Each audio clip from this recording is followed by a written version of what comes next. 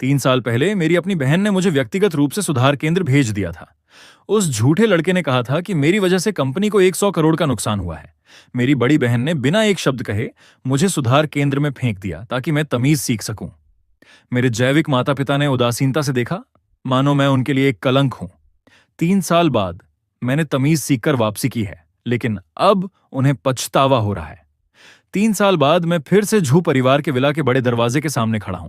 सच कहूं तो मुझे खुद भी विश्वास नहीं था कि मैं इस जीवन में कभी वापस आ पाऊंगा। 3 साल पहले जिस रात मुझे यहां से घसीटा गया था, मुझे वह सब स्पष्ट रूप से याद है। उस दिन बारिश हो रही थी, जमीन कीचड़ से भरी थी। सुरक्षा गार्डों ने मुझे पकड़ रखा था और बाहर निकाल रहे थे। मेरे हाथ बेताबी से दरवाजे के फ्रेम को जकड़े हुए थे। नाखून टूट गए थे, फ्रेम पर खून के निशान छोड़ गए थे। यहां तक कि आज भी वे निशान वहां दिख सकते हैं। मैंने घर की ओर मुड़कर चिल्लाया, पापा, माँ, बड़ी बहन, दूसरी बहन, तीसरी बहन। मैंने कंपनी के 100 करोड़ नहीं छुए। मैंने झूमिन को फंसाया नहीं। क्या आप लोग मुझ पर एक बार विश्वास कर सकते हैं? किसी ने मुझ पर विश्वास नहीं किया। वे सीढ़ियों पर खड़े होकर मुझे ऐसे देख रहे थे जैसे किसी पागल कुत्ते को देख रहे हों, जैसे किसी जन्मजात अपराधी को देख रहे हों। मेरे पिता ने मेरी तरफ देखा तक नहीं, वे बस मुड़ गए। मेरी मां ने अपना मुंह ढक लिया और रोने लगी, लेकिन उनकी आंखों के आंसू कह रहे थे, मैंने तुम जैसा कुछ पैदा कैसे किया? मेरी बड़ी बहन जो ने ठंडे चेहरे से गार्डों को जल्दी करने का आदेश दिया ताकि पड़ोसी हम पर हंसे नहीं। मेरी दूसरी बहन ने अपना चश्मा ठीक किया और कहा, इसे अच्छे से सुधरने के लिए भेज दो। मेरी तीसरी बहन जोई कुछ कहना चाहती थी, लेकिन बड़ी बहन ने उसे घूर कर देखा और वह मुंह खोलने की हिम्मत नहीं कर सकी। जहां तक झूमिन का सवाल है, वह सबके पीछे सिर झुकाए खड़ा था। उसके कंधे कांप रहे थे, जैसे वह बहुत डरा हुआ हो। लेकिन सिर्फ मैंने उस पल देखा जब उसने अपना सिर उठाया तो उसकी आंखों में एक मुस्कान की परछाई थी। वह मुस्कान मैं पूरी जिंदगी नहीं भूलूंगा। 3 साल, 1095 दिन। मैं वापस आ गया हूं। आज एक धूप वाला दिन है। सूरज बहुत तेज है, आंखों में चुभ रहा है। मैं झू परिवार के मुख्य द्वार के बाहर खड़ा हूं, एक फीका पड़ा हुआ कैनवास का बैग लिए। केवल यही बैग है जिसमें मेरा सारा सामान है। इन 3 सालों में मैंने अपनी शर्ट देखी, एक ग्रे शर्ट जो धुल धुल कर सफेद हो गई है, लेकिन मैंने उसे करीने से बटन लगाकर पहना है, यहां तक कि सबसे ऊपर वाला बटन भी। डॉक्टर कहते हैं नियमों का पालन करना व्यवस्था बनाए रखने का पहला कदम है। डॉक्टर ये भी कहते हैं कि मेरे जैसे लोगों को व्यवस्था की सबसे ज्यादा जरूरत है। मैं एक ऐसा व्यक्ति हूं जो नियमों का पालन करता हूं। बड़ा दरवाजा खुला। सबसे पहले दौड़ते हुए झूमिन बाहर आया। वह अभी भी वैसा ही है, सफेद और शांत, हल्के ग्रे रंग के पजामे में। उसके बाल उसके माथे पर गिर रहे हैं। वह किसी मासूम सफेद खरगोश जैसा दिखता है। मुझे देखते ही उसके चेहरे के हाव भाव बहुत तेजी से बदले। पहले वह दंग रह गया, फिर उसकी आंखें तुरंत लाल हो गईं। उसके होंठों के कोने ऊपर उठ गए। उसने हैरानी और कोमलता की मुस्कान जबरदस्ती चेहरे पर लाई। उसने 3 कदम की दूरी 2 छलांग में तय की और मेरी तरफ दौड़ा। भाई, तुम आखिरकार वापस आ गए। उसने मेरी बांह पकड़ ली। उसकी आवाज कांप रही थी जैसे वह रोने वाला हो। भाई, तुमने बहुत दुख झेले हैं। क्या तुमने अंदर बहुत परेशानी उठाई? पापा, माँ और मैं हर दिन तुम्हारे बारे में सोचते थे, तुम्हारी वापसी का इंतजार कर रहे थे। हम तुम्हें हर दिन याद करते थे। मेरा दिल नहीं धड़का। मैंने बस नीचे झुककर उसके हाथ को देखा जो मेरी बांह को पकड़े हुए था। वही हाथ जिसने 3 साल पहले मेरे पिता को झूठे सबूत सौंपे थे। भाई, तुम कुछ बोलते क्यों नहीं? झूमिन मुझे देखते हुए पलकें झपकाने लगा। क्या तुम अभी भी हमसे नाराज हो भाई? उस साल जो हुआ मैं उसे रोक नहीं सका। सारे सबूत तुम्हारी तरफ इशारा कर रहे थे। उसने बात पूरी नहीं की थी कि पीछे से मेरी मां बाहर दौड़कर आई। उन्होंने गहरे लाल रंग की जैकेट पहनी थी। उनके बाल 3 साल पहले की तुलना में बहुत सफेद हो गए थे। उनके चेहरे की झुर्रियां भी गहरी थीं। जब उन्होंने मुझे देखा तो उनकी आंखें तुरंत लाल हो गईं। वे लड़खड़ाती हुई सीढ़ियों से नीचे आईं। उन्होंने मुझे गले लगाने के लिए अपने हाथ फैलाए। टिन, मेरे टिन टिन। उन्होंने मुझे कसकर गले लगा लिया। मेरा शरीर कांप रहा था। तुमने बहुत दुख झेले हैं। यह मां की गलती है। मां तुमसे माफी मांगती है। मैं वहां स्थिर खड़ा रहा। उनके आंसू मेरी गर्दन पर गिर रहे थे, गर्म, हल्के, नमकीन और कड़वे स्वाद के साथ। उन्होंने वहीं जाना पहचाना इत्र लगाया हुआ था। पहले उसे सूंघकर मुझे शांति मिलती थी। मुझे लगता था कि वह घर की महक है, लेकिन अब मेरे दिमाग में सिर्फ एक विचार था, उनकी भावनाएं, मेरा उनसे क्या लेना देना। डॉक्टर कहते हैं कि भावनाएं शोर हैं। मुझे शोर सुनने की जरूरत नहीं है। मैंने एक कदम पीछे लिया, बहुत हल्का सा लेकिन बहुत दृढ़, सिर्फ उनके गले से बाहर निकलने के लिए। उनका हाथ हवा में ही लटक गया। उनके चेहरे पर उलझन भरी अभिव्यक्ति थी, उसे कैसे बताऊं, काफी दिलचस्प थी। टिन स्तब्ध रह गया। क्या हुआ माँ? भाई अभी अभी वापस आया है, पक्का उसे अभी अनुकूलन करने में समय लगेगा। झूमिन ने बीच बचाव करने की जल्दी की। उसने माँ को थामने के लिए हाथ बढ़ाया।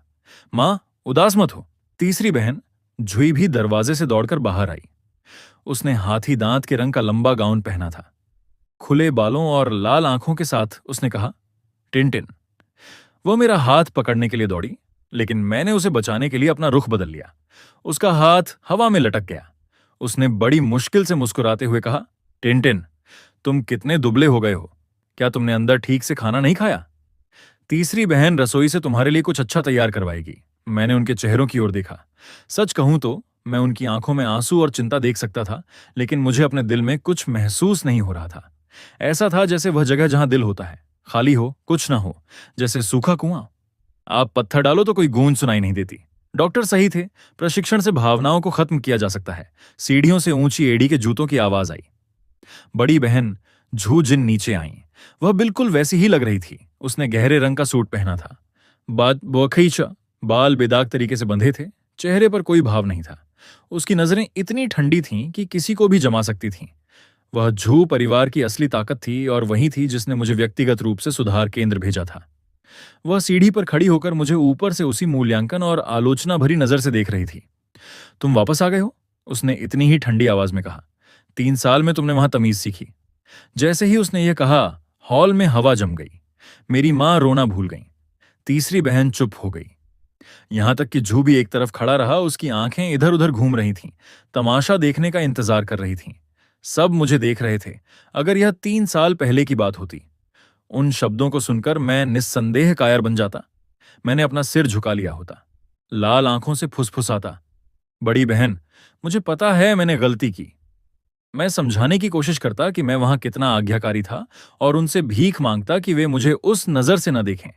लेकिन अब मैंने सिर उठाया और उसकी ठुड्डी की ओर देखा। डॉक्टर ने कहा कि दूसरी व्यक्ति की आंखों में देखना अनावश्यक हमले पैदा कर सकता है। ठुड्डी या कॉलर बोन की ओर देखना विनम्र है और मानसिक शांति बनाए रखने में मदद करता है। मैंने बहुत धीमी, बहुत दृढ़ आवाज में, बिना किसी उतार चढ़ाव के मुंह खोला, डायरेक्टर झू। जैसे ही मैंने वे 2 शब्द कहे, झू की भौहें तेजी से तन गईं। मेरी मां चौंक गईं। टिन, तुमने अपनी बड़ी बहन को क्या बुलाया? मैंने ध्यान नहीं दिया। मैंने जो कुछ भी तैयार किया था वह एक बार में कहना जारी रखा। मुझे 3 चीजों की जरूरत है। पहला, मेरा अपना कमरा। दूसरा, मेरे संचार उपकरण। तीसरा, मेरे व्यक्तिगत पहचान दस्तावेज। मैंने बिना जल्दबाजी के हर शब्द कहा, जैसे मैं कंपनी के रिसेप्शन पर पंजीकरण करा रहा हूं। मेरी मां घबरा गईं। वे मेरा हाथ पकड़ने के लिए आगे बढ़ीं। टिन, तुम क्या कह रहे हो? यह तुम्हारा घर है। मैं तुम्हारी मां हूं। क्या उन्होंने तुम्हें वहां डरा दिया है? मुझे बताओ। मां यहां है। मैंने फिर से उनका हाथ झटक दिया। मिसेस जहू, मैंने उन्हें देखा। माफ कीजिए, क्या आप मेरी मांगें अभी पूरी कर सकती हैं? मिसेस जू। शब्द एक चाकू की तरह थे जो सीधे उनके दिल की गहराई में जा लगे। उनका चेहरा तुरंत पीला पड़ गया। उनके होंठ कांपने लगे, आंसू बह निकले। तुमने मुझे क्या बुलाया? क्या तुम पागल हो? टिन, मैं तुम्हारी मां हूं। तुम मुझे मिसेस जू कह रहे हो। क्या मुझे तुम्हें मिस जू कहना चाहिए? मैंने अत्यंत ईमानदारी से पूछा। डॉक्टर ने मुझे सिखाया था कि अत्यधिक ईमानदारी नैतिक ब्लैकमेल को काटने के लिए सबसे अच्छी छुरी है। मैं उन्हें नाराज नहीं करना चाहता था। मैं सिर्फ एक तथ्य बता रहा था। वे मेरी जैविक मां हैं, लेकिन कानूनी रूप से वे सिर्फ जू जनान की पत्नी हैं। जूही ने ठंडी हंसी हंस दी। बस। उसने मेरी मां की सिसकियों को काट दिया और मुझे घूर कर देखा। लगता है 3 साल वहां रहने के बाद तुमने कुछ सीखा है। तुम्हें क्या लगता है परिवार के साथ यह नाटक खेलकर हम तुम्हें खुश करेंगे? वह मुड़ी और बटलर को आदेश दिया, उसे उसका आईडी कार्ड और पुराना फोन दे दो। उसे दूसरी मंजिल पर सबसे दूर वाले गेस्ट रूम में भेज दो। देखती हूं कि कब तक वह यह मुर्दे जैसा चेहरा बनाए रख सकता है। उसे लगता है कि मैं अभिनय कर रहा हूं, कि मैं उनका अपराध बोध जगाने या विरोध करने के लिए ऐसा कर रहा हूं। मैंने उसे नहीं टोका। डॉक्टर कहते हैं कि अच्छा और बुरा भावनाएं नहीं हैं, वे व्यवहार के प्रमाण हैं। वे जो सोचें वह उनके दिमाग की गतिविधि है। मेरा उससे कोई लेना देना नहीं है। मैं अपना बैग उठाता हूं और बटलर द्वारा दिए गए दस्तावेज और फोन ले लेता हूं। मैं मुड़ता हूं और सीढ़ियों की तरफ चल देता हूं। लैंडिंग पर पहुंचने पर जूही मेरा पीछा करता है। वह मेरे सामने खड़ा हो जाता है। नीचे वाले लोग हमें नहीं देख सकते। झूमिन के चेहरे पर वह चिंता तुरंत गायब हो जाती है। उसकी जगह एक दिखावटी घबराहट आ जाती है, बिना आवाज धीमी किए। भाई, मुझे खुशी है कि तुम वापस आ गए हो। वह आह भरता है और मेरे पास आता है। लेकिन भाई, तुम्हें उस कप वाली घटना का जिक्र नहीं करना चाहिए। बड़ी बहन का गुस्सा अभी शांत नहीं हुआ है। अगर तुम फिर से परेशानी पैदा करोगे तो वे तुम्हें वापस भेज सकते हैं। ये कहते हुए उसकी आंखें मेरे हाव भाव पर टिकी हैं। वह मेरी परीक्षा ले रहा है। वह मुझे 3 साल पहले जैसा देखना चाहता है, अतीत के बारे में कूदना और चिल्लाना। मैं बेकार नहीं था, और फिर वह सीढ़ियों से गिरने का नाटक कर सकता था, जिससे पूरे परिवार को मुझे दंड देने का बहाना मिल जाता। कितना जाना पहचाना स्क्रिप्ट है। मैं उसके ढोंगी चेहरे को देखता हूं। क्या तुम चाहते हो कि मैं तर्क के साथ बात करूं या मैं तुम्हारे दुर्व्यवहार का शिकार बना रहूं? मैंने धीमी आवाज में उससे पूछा। उससे झुई दंग रह गया। जाहिर है उसने उम्मीद नहीं की थी कि मैं इतनी बेतुकी बात का जवाब दूंगा। भाई, तुम क्या कह रहे हो? मैं तुम्हारी भलाई के लिए कह रहा हूं। डॉक्टर कहते हैं कि झूठ बोलना गलत है, बदनाम करना गलत है। मैं उसे देखता हूं, मेरी आवाज पहले से भी अधिक धीमी, जैसे मैं कोई सच्चाई बयान कर रहा हूं। अगर तुम मुझे चेतावनी दे रहे हो तो तुम्हें मेरे संबंध में सबूत देने होंगे। अगर तुम मुझे धमका रहे हो तो मैं रुकता हूं, लेकिन मेरा लहजा विनम्र बना रहता है। जो पहले सीमा पार करेगा, परिणाम उसी को भुगतने होंगे। युवा मास्टर जू, एक तरफ हो जाओ। रास्ता रोकना भी बुरी तमीज है। जूही मुझे ऐसे देखता है जैसे कोई भूत देख लिया हो। उसकी आंखों में न गुस्सा है न डर। जो वह देखता है वह ठहरा हुआ पानी है। मैं उसके जमे हुए शरीर को नजरअंदाज करता हूं। मैं उसे सीधे पार करके गलियारे के अंत में स्थित गेस्ट रूम की ओर बढ़ता हूं।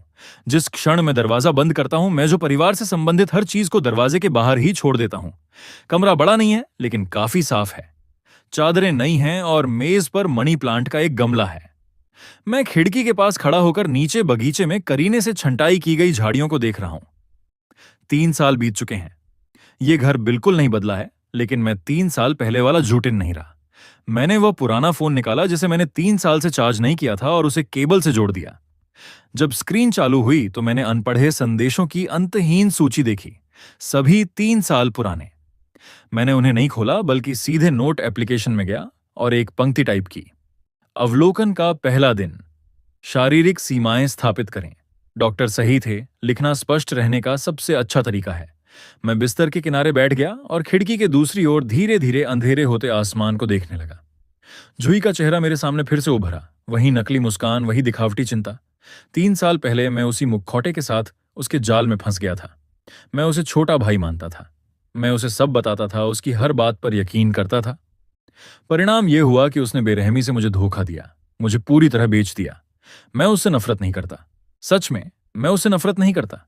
डॉक्टर कहते हैं कि नफरत करने के लिए ऊर्जा की जरूरत होती है। मेरे पास वह ऊर्जा नहीं है, लेकिन मुझे उसके द्वारा की गई हर बात याद है। मुझे याद है कि कैसे कदम दर कदम उसने मुझे जाल में फंसाया, कैसे उसने मुझे धीरे धीरे रसातल में धकेला। मुझे सब याद है। गलियारे के दूसरी तरफ दरवाजे पर कदमों की आवाज सुनाई दी। किसी ने दस्तक दी। टिन माँ थी। माँ ने तुम्हारे लिए सूप तैयार किया है, मेरे लिए दरवाजा खोलो। क्या तुम खोलोगे? मैं नहीं हिला। Tin tin. माँ जानती है कि तुम नाराज हो, लेकिन हम परिवार हैं। खून पानी से गाढ़ा होता है। वे 4 शब्द कितने सुंदर लगते हैं। जब उन्होंने मुझे 3 साल पहले दूर भेजा था, तब उन्होंने ऐसा क्यों नहीं कहा था? मैंने अपनी आंखें बंद कर लीं। दरवाजे की दूसरी तरफ उस महिला की सिसकियां सुन रहा था। मुझे बिल्कुल कुछ महसूस नहीं हुआ। अवलोकन के पहले दिन का अंत। शोर का स्तर मध्यम, बिना किसी भावनात्मक उतार चढ़ाव के। अगले दिन सुबह 6 बजे मैं ठीक समय पर उठ गया। ये एक ऐसी आदत है जो मैंने अंदर सीखी थी। चाहे मैं कितना भी थका हुआ हूं या पिछली रात कितनी भी देर हुई हो, ठीक 6 बजे मुझे आंखें खोलनी पड़ती थीं, क्योंकि देर होने का मतलब था सजा, न उठने का मतलब था सजा। सब कुछ नियमों के अनुसार होना चाहिए था। मुंह धोना, कंबल मोड़ना, तौलिया लटकाना, बिल्कुल। दीवार के किनारे से 5 सेंटीमीटर दूर। डॉक्टर कहते हैं, जब आप बाहरी चीजों को नियंत्रित नहीं कर सकते, अपने परिवेश को नियंत्रित करें। मैंने आईने में एक पल खुद को देखा। मेरा अपना चेहरा। तुम दुबले हो गए हो। तुम्हारी आंखों के नीचे घेरे गहरे हो गए हैं और त्वचा खुरदरी है, लेकिन आंखें पहले से कहीं ज्यादा चमक रही थीं, ज्यादा साफ थीं। डॉक्टर कहते हैं, मैंने वे सभी बेकार भावनाएं क्यों मिटा दी हैं? ठीक है। जब मैं नीचे गया तो झू परिवार के सदस्य पहले से ही खाने की मेज पर इकट्ठे थे। मेज स्वादिष्ट नाश्ते से भरी हुई थी। जिसमें उस पारंपरिक दुकान के मेरे पसंदीदा चीनी पेस्ट्री भी शामिल थे। पहले जब भी मैं वापस आता था, मेरी माँ मुझे उस दुकान से चीनी पेस्ट्री खरीद कर देती थी। तीसरी बहन जूही ने मुझे देखा। उसकी आंखें चमक उठीं। वो मुझे खींचने के लिए उठने ही वाली थी, लेकिन बड़ी बहन ने एक घूर कर उसे रोक दिया। बैठ जाओ, जहो ने ठंडे स्वर में कहा। मैं मेज के सबसे आखिरी छोर तक गया। कुर्सी को बिना किसी आवाज के पीछे खींच कर मैं बैठ गया, क्योंकि मैं वापस आ गया हूं। कुछ नियम पहले से तय होने चाहिए। जहो ने अपना कॉफी का कप रखा। खामोश डाइनिंग रूम में चीनी मिट्टी के टकराने की आवाज विशेष रूप से तेज थी। उसने अपनी तरफ से एक प्रिंटेड कागज का पन्ना निकाला और उसे मेज के बीच में धकेल दिया। पहला, मेरी अनुमति के बिना तुम विला का दरवाजा छोड़कर बाहर नहीं जा सकते। दूसरा, तुम ग्रुप के किसी भी बिजनेस के संपर्क में नहीं रह सकते। तीसरा, तुम पहले के लोगों से निजी तौर पर संपर्क नहीं कर सकते। चौथा, तुम इन 3 सालों के बारे में कोई भी बयान जारी नहीं कर सकते। जो परिवार ऐसी बदनामी बर्दाश्त नहीं कर सकता, उसने मुझे ऐसे घूरा जैसे किसी मौत की सजा पाने वाले का न्याय कर रही हो। क्या समझे? मेरी मां ने मेरे बगल में धीमी आवाज में दखल दिया। टिन अभी अभी वापस आया है। क्या ये बहुत ज्यादा नहीं है मां? झो ने उन्हें रोक दिया। जब हमने उसे वहां भेजा था तो यह झूठ बोलने की उसकी बुरी आदत को सुधारने के लिए था। अगर नियम तय नहीं किए गए तो देर सवेर वह फिर से झू परिवार को नुकसान पहुंचाएगा। मैंने अपने सामने वाले कागज को देखने के लिए सिर झुकाया। लिखावट बहुत साफ थी। हर नियम मुझे एक पारदर्शी वस्तु में बदलने की कोशिश कर रहा था। झो के बगल में बैठा जोगोई बड़े ही सलीके से नैपकिन आगे बढ़ाता है, बहुत नरम लहजे में। बहन, गुस्सा मत हो। बड़े भाई को तुम्हारी अच्छी नीयत जरूर समझ आएगी। उसने अपनी जीती हुई जीत की दया के साथ मुझे देखा। भाई, बड़ी बहन को भी दोष मत दो। परिवार तुम्हारी भलाई के लिए ही ऐसा कर रहा है। वे शब्द तुम्हारी भलाई के लिए एक कुंद चाकू की तरह थे, जिसने मेरे पहले से बने जख्मों पर धीरे से रगड़ खाया। मैंने कटलरी छोड़ दी। मैंने सिर उठाया और जू इंड्यू की ओर देखा। डायरेक्टर जू, क्या आप मुझे घर ले आए हैं या किसी कैदी को जेल वापस ले जा रहे हैं? जू इंड्यू का चेहरा पीला पड़ गया। तुम क्या कह रहे हो? हमारे देश के कानून के अनुसार व्यक्तिगत स्वतंत्रता को अवैध रूप से प्रतिबंधित करना एक गैर कानूनी कृत्य है। मैंने वह पुराना फोन निकाला और सबके सामने रिकॉर्डिंग बटन दबा दिया। अब कृपया उन 3 पारिवारिक नियमों को दोहराएं जो आपने अभी अभी कहे मेरे फोन के सामने। डाइनिंग रूम में तुरंत सन्नाटा छा गया, मौत जैसा सन्नाटा। मेरे पिता ने 3 ऊर्ध्वाधर झुर्रियों के साथ माथा सिकोड़ते हुए अखबार नीचे रखा। मेरी मां हैरानी से भरी आंखों के साथ अपनी छाप को ढक रही थी। ऐसा लगा जैसे झो को किसी ने थप्पड़ मार दिया हो। वह अचानक खड़ी हो गई। झूटिंग, तुम्हारी हिम्मत कैसे हुई मुझसे कानून की बात करने की? तुम खुद को समझते क्या हो? मैं झूटिंग हूं। मैंने उसकी कॉलर बोन की ओर देखा। मेरा लहजा बहुत शांत था। डॉक्टर कहते हैं कि अगर आप दूसरे के व्यवहार की प्रकृति को नहीं समझ सकते तो सबूतों को सुरक्षित रखने के लिए रिकॉर्डिंग का उपयोग करें। आपने जो अभी मांगा है वह पारिवारिक नियमों के दायरे से बाहर है। यह जबरन कारावास है। मैं खड़ा हुआ और फोन जेब में रख लिया। मेरी हरकतें एक प्रोफेसर की तरह सुरुचिपूर्ण थीं। यदि आप इसे दोहराने का इरादा नहीं रखते हैं तो मैं मान लूंगा कि वह कागज मौजूद ही नहीं है। जूही गुस्से में कांप रहा था, अपनी कांपती उंगलियों से मेरी ओर इशारा कर रहा था। कृतज्ञ, तुम वहां 3 साल रहे और कोई नियम नहीं सीखे, बल्कि यह सीखा कि अपने ही परिवार का सामना कैसे करना है। दूसरी बहन झू रुक्सियाओ, जो खामोश थी, उसने अपना चश्मा ठीक किया। उसकी निगाहें एक पेशेवर वकील के ठंडे मूल्यांकन को दर्शा रही थीं। टिन, तुम बदल गए हो, उसने कहा। तुम ज्यादा चतुर हो गए हो। क्या तुम जानते हो कि ध्यान आकर्षित करने के लिए इसका उपयोग कैसे करें? या बेहतर कहें, धमकी के रूप में। उसने बहुत निश्चित लहजे में झो की ओर देखा। बड़ी बहन, मनोविज्ञान में इस व्यवहार को नाटकीय असामाजिक व्यक्तित्व विकार, एंटी सोशल पर्सनैलिटी डिसऑर्डर कहा जाता है। यह तर्क नहीं कर रहा है, यह नियंत्रण की भावना स्थापित करने का प्रयास कर रहा है। मैंने इस दूसरी बहन को देखा जो वकील है। 3 साल पहले इसी ने अपने निर्दोष तर्क के साथ झूठे सबूतों की एक घातक श्रृंखला तैयार की थी ताकि मेरी सजा तय हो सके। दूसरी बहन, मैंने बहुत विनम्रता से उसे पुकारा। चूंकि तुम कानून समझती हो तो तुम्हें पता होना चाहिए, बिना न्यायिक प्रतिबंध आदेश, रिस्ट्रेनिंग ऑर्डर के कोई भी किसी नागरिक की गतिशीलता को प्रतिबंधित नहीं कर सकता। जहां तक ध्यान आकर्षित करने की बात है, मैंने एक बहुत छोटे वक्र के साथ आत्मविडंबना भरी मुस्कान दी। तुम्हें क्या लगता है कि मुझे अभी भी तुम्हारे ध्यान की जरूरत है? डॉक्टर कहते हैं कि जो सोने का नाटक कर रहा हो उसे जगाने की कोशिश मत करो। मैं उनकी भावनाहीन अभिव्यक्तियों से भरे चेहरों को देखे बिना ही मुड़ गया। मैं सीधे दरवाजे की ओर बढ़ा। रुको, झो ने मेरे पीछे चिल्लाया। मैं बिना मुड़े रुक गया। कुछ और, मिस जू, तुम कहाँ जा रहे हो? सिम कार्ड बदलने जा रहा हूं, मैंने उदासीनता से जवाब दिया। और रास्ते में अस्पताल भी जाऊंगा। तुम अस्पताल क्यों जा रहे हो? मेरी मां ने जल्दबाजी में पूछा। डॉक्टर ने कहा कि लंबे समय तक अत्यधिक दबाव वाले माहौल के बाद मनोवैज्ञानिक मूल्यांकन की आवश्यकता होती है और मैं आक्रामक नहीं हूं। मैंने जू की ओर देखा, एक सेकंड के लिए उसके चेहरे पर टिके रहे। आखिरकार मास्टर जू काफी नाजुक लगते हैं। अगर अनजाने में मैं उन्हें छू लूं तो वे फिर से गलती से गिर सकते हैं। जूही का चेहरा तुरंत पीला पड़ गया। पकड़े जाने का डर एक पल के लिए उसकी आंखों में चमका। मैंने मुख्य दरवाजा खोला। सूरज थोड़ा चकाचौंध करने वाला था। मैंने पीछे मुड़कर नहीं देखा क्योंकि मुझे पता था कि उस पल जू के घर के हॉल में जू माइनिंग निश्चित रूप से दूसरी बहन के पास जाएगा, इस बात पर चर्चा करने के लिए कि मुझे जो अस्थिर कारक मैं हूं उसे पूरी तरह से खत्म करने के लिए और अधिक पेशेवर तरीकों का उपयोग कैसे किया जाए, और मुझे बस इंतजार करना है। डॉक्टर कहते हैं कि दुष्ट लोग हमेशा अपने लालच के कारण निशान छोड़ जाते हैं। मुझे बस तब, जब वे अपनी असली प्रकृति दिखाएं, एक कुशल अकाउंटेंट बनने की जरूरत है। निरीक्षण और रिकॉर्ड करना। अगले दिन नियमों का खेल शुरू हो गया। दूसरे पक्ष में तीव्र भावनात्मक उतार चढ़ाव हैं। शोर का सूचकांक ऊपर जा रहा है। जब मैं अस्पताल से बाहर आया तो शाम के 4 बज चुके थे। मनोवैज्ञानिक मूल्यांकन के परिणाम अच्छे थे।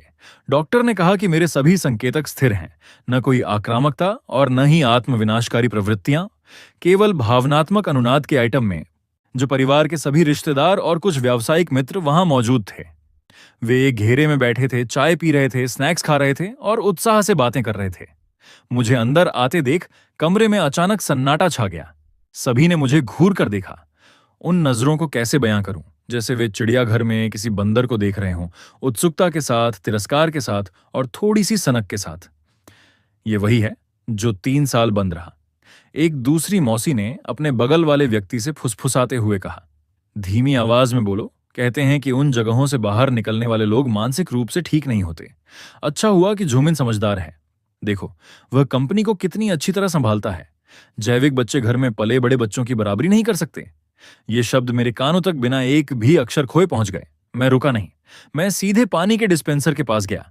मैंने एक साफ कांच का गिलास लिया, उसे गुनगुने पानी से भरा और धीरे धीरे पी लिया।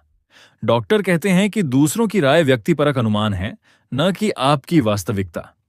मुझे परवाह नहीं है, लेकिन मैंने गौर किया कि जुमिन वहां नहीं था। वह कहां गया था? बस यही सोच ही रहा था कि सीढ़ियों पर कदमों की आवाज सुनाई दी। जुमिन नीचे आ रहा था। उसने एक नया सूट पहना था, एक हल्का नीला ब्लेजर, बाल बहुत ही स्टाइल के साथ बनाए हुए, चेहरे पर एक परफेक्ट मुस्कान। मुझे देखते ही उसकी आंखें चमक उठीं और वह शैंपेन का गिलास लेकर मेरी ओर बढ़ा। भाई, तुम वापस आ गए, उसने मुस्कुराते हुए कहा। उसकी आवाज न तेज थी न धीमी, बस इतनी कि आसपास के सभी लोग सुन सकें। भाई, आज बाहर निकलते समय तुमने कुछ क्यों नहीं कहा? मैं तुम्हारे लिए चिंतित था। वह मेरे सामने खड़ा हो गया और मुझे ऊपर से नीचे तक देखा। भाई, तुम्हारे कपड़े बहुत पुराने हैं। बाद में मैं तुम्हें कुछ नए कपड़े खरीदवा दूंगा। हम झू परिवार के हैं। अगर तुम ऐसे कपड़े पहनकर बाहर जाओगे तो लोग हंसेंगे। उसने यह सब एक दिखावटी चिंता के साथ कहा। परिपक्वता का प्रदर्शन देखकर करीबी रिश्तेदारों ने सिर हिलाया और झूमिन की महानता और दयालुता की प्रशंसा की कि वह अपने भाई के प्रति कितना अच्छा है। मैंने कुछ नहीं कहा, बस अपना पानी पीता रहा। झूमिन को शायद लगा कि यह काफी नहीं है। वह एक कदम आगे बढ़ा और अपनी आवाज नीची कर ली ताकि सिर्फ मुझे सुनाई दे। बस तुम्हें प्यार से याद दिला रहा हूं। रिश्तेदारों ने अपनी सांसें रोक लीं। किसी ने पहले ही सुरक्षा गार्डों को बुलाना शुरू कर दिया था। जो भीड़ से बाहर निकली उसका चेहरा पीला था। झूटिंग, तुम अब क्या पागलपन कर रहे हो? तुम्हें पता नहीं कि आज का अवसर क्या है? बिना यह पूछे कि क्या हुआ था, वह मुझ पर इल्जाम लगाने लगी। जुमिन झुके पीछे छिप गया, किसी डरे हुए खरगोश की तरह अपने कंधे सिकोड़कर। बड़ी बहन, मेरे भाई को दोष मत दो। वह अभी उस जगह से बाहर आया है। यह सामान्य है कि वह अस्थिर हो। मुझे कुछ नहीं होगा जब तक वह हिंसक न हो जाए। वह सभी को संकेत दे रहा था कि मुझे हिंसक प्रवृत्तियां हुए हैं, कि मैं एक खतरा हूं। मैंने उसके मासूमियत से भरे चेहरे को देखा, फिर झोंकी गुस्से वाली नजरों को, और अंत में मेरी नजरें अपने माता पिता पर पड़ीं जो पास ही खड़े थे। उनकी भौहें तनी हुई थीं और आंखों में अविश्वास भरा था। ये मेरा परिवार है। मैंने कांच का गिलास मेज पर रख दिया। निचला हिस्सा सतह से टकराया। एक हल्की क्लिक की आवाज आई। मैंने एक कदम आगे बढ़ाया और झूमिन के ठीक सामने खड़ा हो गया। झूमिन ने सोचा कि 3 साल पहले की तरह मैं चिल्लाने लगूंगा, हताश होकर समझाऊंगा कि मैं किसी को मारना नहीं चाहता। उसकी आंखों में जीत की एक चमक उभरी, लेकिन मैंने ऐसा नहीं किया। मैंने हाथ उठाया और अत्यंत शांति के साथ उसके गाल पर एक थप्पड़ जड़ दिया। गूंजती हुई आवाज बिजली की तरह फटी। कमरे में झूमिन झटका लगने के कारण अपना सिर घुमाकर 2 कदम पीछे लड़खड़ा गया। शैंपेन का गिलास उसके हाथ से गिरकर जमीन पर चकनाचूर हो गया। पूरे कमरे में सन्नाटा छा गया। सब हैरान थे, यहां तक कि जो भी स्तब्ध रह गई, जैसे वह विश्वास ही न कर सके कि मैंने वाकई थप्पड़ मारने की हिम्मत की है। झूमिन ने अपना लाल और सूझा हुआ गाल ढंक लिया। मुझे अविश्वास से देखते हुए उसकी आंखों से तुरंत आंसू छलक पड़े। भाई, तुमने मुझे क्यों मारा? मेरी मां ने चिल्लाकर झूमिन को गले लगा लिया और मुझे जोर से धक्का दिया। क्या तुम पागल हो? तुम झूमिन को मारने की हिम्मत कैसे कर सकते हो? उस धक्के से मैं 2 कदम पीछे हुआ, लेकिन स्थिर खड़ा रहा। कमरे में मौजूद सभी के आरोपों के सामने मैंने अपनी शर्ट की आस्तीन ठीक की और मेरा लहजा अभी भी वही शांत लय में था जो रोंगटे खड़े कर देता है। डॉक्टर कहते हैं कि निंदा करना एक बुरा कार्य है और मैं बुरे कार्यों को रोकने की जिम्मेदारी लेता हूं। मैंने झूमिन को बिना किसी भावना के देखा। कुछ पल पहले तुमने मुझे मौखिक रूप से हमला किया और शारीरिक संकेतों के साथ यह भ्रम पैदा करने की कोशिश की कि मैं तुम्हें धमका रहा हूं। यह मेरे खिलाफ मानहानि है। सही और गलत भावनाओं पर नहीं, बल्कि व्यवहार के सबूतों पर आधारित होते हैं। जो पहले सीमा पार करेगा, परिणाम उसी को भुगतने होंगे। ये थप्पड़ हिसाब किताब बराबर करने के लिए है। मेरे शब्दों ने पूरे लिविंग रूम को और भी अजीब सन्नाटे में डुबो दिया। वे मुझे ऐसे देख रहे थे जैसे कोई बिना भावनाओं वाली मशीन देख रहे हों, जो आखिरकार गुस्से में कांपते हुए प्रतिक्रिया देती है। झूटिंग, न केवल तुमने अपने स्वभाव को नहीं सुधारा, बल्कि तुमने हाथ उठाना भी सीख लिया है ना? लगता है सुधार केंद्र में 3 साल ने तुम्हें इंसान बनना नहीं सिखाया। वह सख्ती से चिल्लाती है, वह मुड़ती है और बटलर को आदेश देती है, जाओ रस्सी ढूंढो और इसे बांधो। सुरक्षा गार्डों को बुलाओ, पुलिस स्टेशन फोन करो। हॉल का माहौल जमने की स्थिति में आ गया। जो की आवाज अभी भी गूंज रही है। बटलर पहले ही 2 गार्डों के साथ आगे आ चुका है। मेरी मां झूमिन को कसकर गले लगा रही है, जैसे किसी राक्षस द्वारा धमकाए गए बच्चे की रक्षा कर रही हो। उनकी आंखों में मेरे प्रति केवल घृणा है। मेरे पिता झुकू जयानन भीड़ से बाहर आते हैं, उनकी आवाज भारी है, एक निर्विवाद अधिकार के साथ। झूटिंग, तुमने मुझे गहराई से निराश किया है। वे मुझे निराशा और गुस्से से भरी आंखों से देखते हैं। 3 साल पहले तुमने पैसे चुराए और झूठ बोला। हमने तुम्हें बचाने के लिए शिक्षित होने भेजा, लेकिन अब तुम सबके सामने हिंसा कर रहे हो। क्या तुम्हें अभी भी इस परिवार का कोई सम्मान है? मैंने उनकी ओर देखा। वे अभी भी वही हैं। उन्हें सब कुछ लेबल करने के लिए नैतिक ऊंचाई पर खड़ा होना पसंद है। वे ये नहीं पूछते कि झूमिन ने मुझसे क्या कहा। वे सिर्फ परिणाम देखते हैं। मैंने हिंसा का उपयोग किया। 2 गार्ड मेरे कंधे पकड़ने की कोशिश करते हैं। मैं उनसे बचने के लिए थोड़ा झुक जाता हूं। डॉक्टर कहते हैं कि जब परिवेश अपना अनुशासन खो देता है तो एकमात्र सुरक्षा नियमों से आती है। मैं गार्डों को नजरअंदाज करता हूं और अपनी जेब से फोन निकालता हूं। मेरी उंगलियां बिना किसी कंपन के दृढ़ गतिविधियों के साथ स्क्रीन को कई बार छूती हैं, जो व्यंग्य के साथ मुस्कुराती है। क्या फिर से रिकॉर्ड करोगे? घर में रिकॉर्ड करने का क्या फायदा? झूटिन, आज तुम इस दरवाजे से बाहर नहीं जाओगे। मैंने सिर उठाया और उनकी ओर देखा। फिर सबके सामने मैंने 3 नंबर दबाए। हॉल तुरंत शांत हो गया। मेरे पिता का चेहरा काला पड़ गया। स्पष्ट रूप से उन्हें उम्मीद नहीं थी कि मैं खुद पुलिस को फोन करूंगा। कॉल जल्दी जुड़ गई। हेलो, मैं रिपोर्ट कर रहा हूं। झू परिवार के विला में कोई मेरी व्यक्तिगत स्वतंत्रता को अवैध रूप से प्रतिबंधित कर रहा है और मुझ पर शारीरिक हिंसा करने की कोशिश कर रहा है। मेरी आवाज शांत, स्पष्ट और स्पष्ट है। मैंने घर का पता सटीकता के साथ दिया। वहां कई प्रत्यक्षदर्शी मौजूद हैं। सबूत पहले ही क्लाउड पर बैकअप किए जा चुके हैं। कृपया जितनी जल्दी हो सके एजेंट भेजें। मैंने फोन रखा और जेब में रख लिया। जो आपे से बाहर है, तुम पुलिस को बुला रहे हो। झूटिन, अपनी ही माता पिता और बहन को गिरफ्तार कराने के लिए पुलिस को फोन करने की हिम्मत कैसे हुई? मिसेस जू, आप गलत हैं। मैंने उन्हें सुधारा। पुलिस परिवार को गिरफ्तार करने नहीं आ रही, बल्कि उल्लंघन करने वालों से निपटने आ रही है। वह कुछ कहना चाहती है, लेकिन मेरे पिता उसे रोक देते हैं। वे पहली बार मुझे जांचने वाली नजरों से देखते हैं। वे ऐसे व्यक्ति हैं जो दिखावे को बहुत महत्व देते हैं। अगर पुलिस वाकई आ गई तो कल सुर्खियां होंगी। झू परिवार के बेटे की वापसी का दिन। मदद के लिए पुलिस को शिकायत। झू परिवार के शेयर तुरंत गिर जाएंगे। टिन, फोन रख दो, हम बातचीत कर सकते हैं। मेरी मां अपनी आवाज नरम करना शुरू करती हैं, उस घृणित मातृत्व के साथ स्थिति को शांत करने की कोशिश कर रही हैं। यह तुम्हारी भलाई के लिए भी है। अगर तुम झूमिन से माफी मांग लो तो यह यहीं खत्म हो जाएगा। मैं सोचता हूं, सस्ते आंसू और देर से सांत्वना सब कुछ केवल शोर है। मैंने उन्हें बीच में ही रोक दिया। मैंने घड़ी देखी। पुलिस 5 मिनट में पहुंच जाएगी। मिस्टर जू, क्या आपके पास निर्णय लेने के लिए 5 मिनट हैं? या तो आप गार्डों को हटा दें या पुलिस के आदेश के निष्पादन का इंतजार करें। गार्ड एक दूसरे को देख रहे हैं, हिलने की हिम्मत नहीं कर रहे। वे भी कानूनी मुसीबत में पड़ने से डरते हैं। जुमिन पीला पड़ा हुआ है, मेरी मां की बाहों में छिपा हुआ है। शायद उसने पहले कभी ऐसी स्थिति नहीं देखी, केवल 2 आंसू बहाने से। वे मुझे आइसोलेशन रूम में बंद करते थे, खाने से वंचित रखते थे, मुझे उस दुह स्वप्न वाली जगह पर भेज देते थे। लेकिन अब मेरे आंसू सूख चुके हैं, यहां तक कि मैंने उस सुधार केंद्र में अपना दिल भी खो दिया था। 5 मिनट बाद आंगन में पुलिस का सायरन बजने लगा। लाल और नीली लाइटें लिविंग रूम की खिड़की पर चकाचौंध पैदा कर रही हैं। मेरी तीसरी बहन जुई घबराकर दरवाजा खोलने दौड़ती है। अंदर आने वाले पुलिस कर्मियों के चेहरे गंभीर हैं। किसने पुलिस को फोन किया? मैंने अपना हाथ उठाया, सभी के सामने से गुजरा और आगे बढ़ा। वह मैं था। ऑफिसर, ये मेरे पहचान दस्तावेज हैं। मैंने अभी अभी रिन्यू करवाए गए दस्तावेज उन्हें दे दिए। इसके साथ ही मैंने अपना फोन भी दे दिया, जिसमें मेरी बड़ी बहन जू इंड्यू का अभी थोड़ी देर पहले का रिकॉर्डिंग था, जिसमें वे मेरे खिलाफ प्रतिबंध आदेश की घोषणा कर रही थीं, और साथ ही उन सुरक्षा गार्डों का वीडियो भी जो मुझे अवैध रूप से रोकने की कोशिश कर रहे थे। जू इंड्यू का चेहरा जम गया। मेरी दूसरी बहन झू रुक्सियाओ, वह वकील जो दावा करती थी कि उसने कभी कोई केस नहीं हारा, उस पल पूरी तरह स्तब्ध रह गई। रिकॉर्डिंग सुनने के बाद पुलिस अधिकारी ने माथे पर बल डाला। दिखावा बनाए रखते हुए जू इंड्यू ने कहा, ऑफिसर, यह सिर्फ एक पारिवारिक मामला है। लड़का अभी वापस आया है, उसकी भावनात्मक स्थिति अस्थिर है। रिकॉर्ड दिखाते हैं कि उसकी भावनात्मक स्थिति बहुत स्थिर है।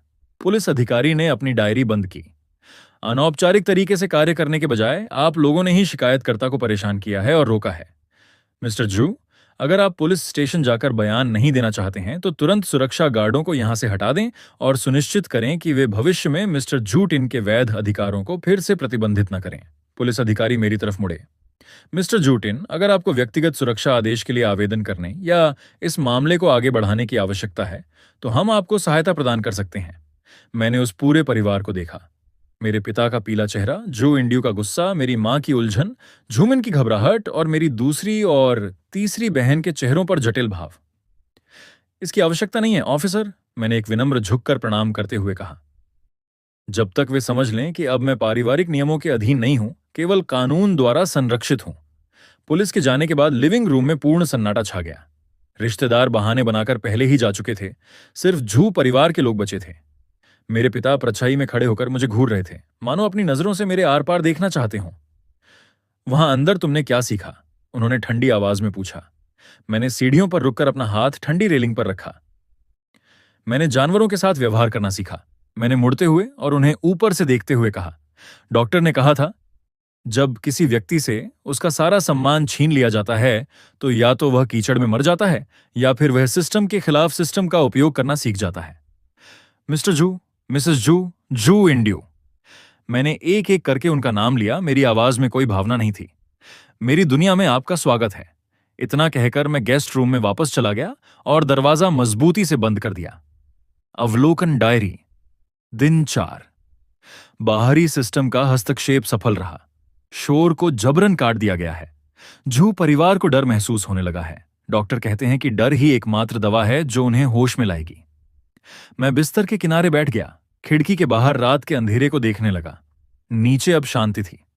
हंगामा खत्म हो चुका था। झू परिवार के लोग शायद तितर बितर हो गए थे। वे अपने अपने कमरों में वापस चले गए। हर कोई आज रात जो हुआ उसे पचा रहा है। मैं सोचता हूं कि वे अब क्या सोच रहे होंगे। क्या वे मुझे अहसान फरामोश कहकर कोस रहे होंगे या उन्हें मुझे वहां भेजने के अपने फैसले पर पछतावा हो रहा होगा? शायद वे कुछ भी ना सोचें। उन जैसे लोग कभी खुद का आत्मचिंतन नहीं करते, वे हमेशा दूसरों पर दोष मढ़ते हैं। मैं बिस्तर पर लेट गया और छत को घूरने लगा। छत सफेद थी, बिल्कुल वैसी ही जैसी सुधार केंद्र के एकांत सेल, आइसोलेशन सेल की थी। उस समय जब मैं वहां बंद था, मैं इसी तरह लेटा रहता था। छत को घंटों, पूरे दिन देखता रहता था। कभी कभी मैं सोचता था, अगर मैं यहीं मर गया तो क्या होगा? क्या वे दुखी होंगे? क्या मेरी मां रोएगी? मुझे जीना था, जीवित बाहर निकलना था, उनके सामने जीवित रहना था, ताकि वे देख सकें कि जिस बेटे को उन्होंने खुद नष्ट किया था वह जीवित वापस लौट आया है। फोन वाइब्रेट हुआ। मैंने उसे उठाया और देखा कि उस नंबर से एक मैसेज आया है। आज रात का नोट लिख लो, मैंने जवाब दिया। मैंने लिख लिया है। बहुत अच्छा, निरीक्षण जारी रखो। मैंने फोन रखा और आंखें बंद कर लीं। डॉक्टर सही कहते हैं, मैं उनकी रचना हूं, कुछ ऐसा जिसे उन्होंने अपने हाथों से गढ़ा है। उनके बिना आज का मैं अस्तित्व में ही नहीं होता। लेकिन कभी कभी मैं यह भी सोचता हूं कि अगर मैं उनसे उस समय नहीं मिला होता तो आज मैं कैसा होता। शायद अब तक मर चुका होता, उन सफेद दीवारों वाले कमरे में मर चुका होता, उन अंतहीन दिनों के बिजली के झटकों और अकेलेपन में मर चुका होता, उस अंतहीन निराशा में मर चुका होता। इसलिए मुझे उनका आभारी होना चाहिए। हालांकि उनके तरीके डरावने हैं, उन्होंने मुझे जीवित रखा, इतना ही काफी है। अवलोकन डायरी का चौथा दिन समाप्त। शोर का स्तर उच्च, भावनात्मक उतार चढ़ाव बढ़ा। अगली सुबह जब पुलिस चली गई, बटलर ने दरवाजा खटखटाकर कहा कि मिस्टर जू और मिस जू मेरा स्टडी अध्ययन कक्ष में इंतजार कर रहे हैं। मैंने वही घिसी पिटी और रंग उड़ी हुई ग्रे शर्ट पहनी, बटन आखिरी तक लगा लिए, बिल्कुल परफेक्ट फिटिंग में। सीढ़ियां नीचे उतरते समय लिविंग रूम बहुत शांत था। मेरी मां सोफे पर बैठी थीं, उनकी आंखें आड़ू की तरह सूजी हुई थीं। मुझे नीचे आते देख उनके होंठ हिले, जैसे वे कुछ कहना चाहती हों लेकिन कह नहीं पाईं। मैंने उन पर ध्यान नहीं दिया, मैं सीधे स्टडी की ओर गया। स्टडी का दरवाजा खुला था। मेरे पिता बैंगनी चंदन की बड़ी मेज के पीछे बैठे थे और झू इंड्यू फर्श से छत तक की खिड़की के पास खड़ी थी, वहां जो परिवार की शक्ति का केंद्र था। पहले इस कमरे में कदम रखते ही मैं इतना घबरा जाता था कि मेरे हाथों में पसीना आ जाता था। मैं उनके चेहरे के हर भाव को ध्यान से देखता था। मुझे कुछ गलत कहने और उन्हें परेशान करने का डर लगता था। मुझे डर लगता था कि वे कहेंगे कि मैं ज़ूमिन जितना समझदार नहीं हूं। लेकिन अब मैं बस इतना सोचता हूं कि यहां की साउंड प्रूफिंग, ध्वनि अवरोधन खराब नहीं है। मैं अंदर गया, मेज के सामने वाली कुर्सी खींची और बैठ गया। मेरी हरकतें हल्की थीं, बिना कोई शोर किए। मेरे पिता ने मुझे भौहें सिकोड़कर देखा। वे एक बेहद अभिमानी व्यक्ति हैं, जो हर चीज को नियंत्रित करने के आदी हैं। कल रात पुलिस के आने से उन्हें एहसास हो गया कि पिछला तरीका अब मेरे साथ काम नहीं कर रहा है, इसलिए उन्होंने बातचीत और सौदेबाजी का रास्ता चुना। जू इंडियो आगे बढ़ी और एक मोटी फाइल मेरे सामने फेंक दी। कागज बिखर गए। सबसे ऊपर लिखा था, गोपनीयता समझौता और विरासत त्यागने की घोषणा। इसे ध्यान से देखो, जू इंडियो ने अपनी चिरपरिचित श्रेष्ठता के साथ ठंडे स्वर में कहा, जब तक तुम इस दस्तावेज पर हस्ताक्षर करते हो, वादा करते हो कि बाहर जाकर कुछ गलत नहीं बोलोगे और जुमिन को फिर कभी परेशान नहीं करोगे, तुम परिवार के ट्रस्ट से 5 लाख प्रतिमाह का भरण पोषण प्राप्त कर सकते हो। तुम जुहू परिवार के युवा मास्टर के रूप में आराम से जी सकते हो, लेकिन इस शर्त पर कि तुम समझदार बनोगे। मैंने दस्तावेज देखने के लिए नीचे देखा। घनी लिखी हुई शर्तें सब मेरे लिए प्रतिबंध थीं। 3 साल पहले सुधार केंद्र के बारे में खुलासा नहीं करना, जो परिवार और जुमिन की प्रतिष्ठा को नुकसान नहीं पहुंचाना, जो समूह के सभी शेयरों और विरासत के अधिकारों को स्वेच्छा से त्यागना, साथ ही भारी जुर्माना। उन्होंने चाय का कप उठाया और एक घूंट लिया। देखो, इस परिवार में ऐसा नहीं है कि हम तुम्हें स्वीकार नहीं करते, लेकिन कल रात की घटना बहुत शर्मनाक थी। मैंने तुम्हारी बड़ी बहन से सलाह ली है। जब तक तुम इस पर हस्ताक्षर कर दोगे, हम अतीत को भूल जाएंगे। हम ये तुम्हारी भलाई के लिए कर रहे हैं, ताकि तुम फिर से गलत रास्ते पर ना जाओ। हम तुम्हारी भलाई के लिए कर रहे हैं। ये वाक्यांश वास्तव में बहुत उपयोगी है। 3 साल पहले उन्होंने इसी वाक्यांश का उपयोग मुझे कार में बिठाकर उस जगह बंद करने के लिए किया था जहां सूरज की रोशनी नहीं पहुंचती थी। अब वे इसका उपयोग मेरे जीवन भर बोलने के अधिकार को खरीदने के लिए कर रहे हैं। मुझे गुस्सा नहीं आया और न ही मेरे दिल में कोई दर्द महसूस हुआ। मैंने मेज से बस एक पेन उठाया और उसका ढक्कन हटा दिया। मुझे इतना दृढ़ देखकर जू इंड्यू ने एक उपहास भरी मुस्कान दी। अच्छा हुआ कि तुम समझदार हो। अगर मुझे पता होता कि यह पैसे से सुलझ सकता है तो 3 साल पहले इतनी बदसूरती नहीं होती। मैं हस्ताक्षर कर सकता हूं, मैंने धीमी आवाज में कहा, लेकिन वह एक 100 करोड़ की विदेशी बैंक खाता संख्या, जिसका धारक तुम अपने असली नाम से हो, और झूठ इनको फंसाने वाला वह गुमनाम ईमेल। मुझे एक अतिरिक्त शर्त जोड़ने की आवश्यकता है। मेरे पिता ने अपना कप नीचे रखा और मुझे गहराई से देखा। तुम क्या जोड़ना चाहते हो? थोड़ी और रकम? जू इंड्यू ने एक ठंडी हंसी हंस दी। मैंने सिर हिलाया, पेन उठाया और समझौते के अंत में खाली जगह पर शब्द दर शब्द एक पंक्ति लिखी। लिखावट इतनी साफ सुथरी थी मानो बोल्ड अक्षरों में छपी हो। लिखने के बाद मैंने दस्तावेज घुमाया और उसे उनके सामने धकेल दिया। मैं विरासत त्यागने और चुप रहने के लिए सहमत हूं, लेकिन विनिमय की शर्त के रूप में मैं 3 साल पहले हुई अवैध हिरासत और मानसिक प्रताड़ना के लिए दावा करने का अधिकार सुरक्षित रखना चाहता हूं। स्टडी अध्ययन कक्ष में मौत जैसा सन्नाटा छा गया। मेरे पिता का चेहरा तुरंत बदल गया। जू इंड्यू ने मेज पर जोर से मुक्का मारा और मेरी ओर इशारा करते हुए चिल्लाई, जयूटिन, क्या तुम पागल हो? दावा करने का अधिकार सुरक्षित रखना। क्या तुम हम पर मुकदमा करना चाहते हो? मैंने उसकी ठुड्डी की ओर देखा। डॉक्टर कहते हैं कि सही और गलत भावनाएं नहीं, बल्कि व्यवहार और सबूत होते हैं। आप लोग मेरे वर्तमान कार्यों को प्रतिबंधित करने के लिए एक समझौते का उपयोग करना चाहते हैं। मैं आपके पिछले कार्यों का निपटारा करने के लिए कानून का उपयोग करूंगा। इसे समान विनिमय, इक्विवेलेंट एक्सचेंज कहते हैं। मेरे पिता अचानक खड़े हो गए। मैं तुम्हारा जैविक पिता हूं। तुम्हारी बड़ी बहन तुम्हारी सगी बहन है। अब तुम हमसे हिसाब किताब करना चाहते हो? क्या कुत्तों ने तुम्हारी अंतरात्मा खा ली है? उनकी आवाज इतनी तेज थी कि चाय के कप का ढक्कन थरथराने लगा। मैं अभी भी कुर्सी पर बैठा था, बिना पलक झपकाए। मैं आप लोगों के साथ हिसाब किताब करूंगा, मैंने अपने पिता को देखते हुए कहा, क्योंकि डॉक्टर कहते हैं कि खुद से प्यार करना पहला नियम है। मैं अब किसी के आंसुओं या स्नेह के आगे नहीं झुकूंगा। तमाशा खड़ा मत करो। झुंडियो गुस्से से कांप रही थी। तुम खुद को समझते क्या हो? हमारे खिलाफ मुकदमा करने के लिए तुम्हारे पास क्या सबूत है? तमाशा खड़ा मत करो। इस वाक्यांश ने सटीक रूप से मेरे निर्देश प्रणाली, इंस्ट्रक्शन सिस्टम को सक्रिय कर दिया। मैं न केवल गुस्सा नहीं हुआ, बल्कि मुझे लगा कि मेरे शरीर का तापमान तेजी से गिर रहा है। मैं उठा, अपनी शर्ट की आस्तीन ठीक की और मेरा लहजा असामान्य रूप से विनम्र हो गया। मिस जू,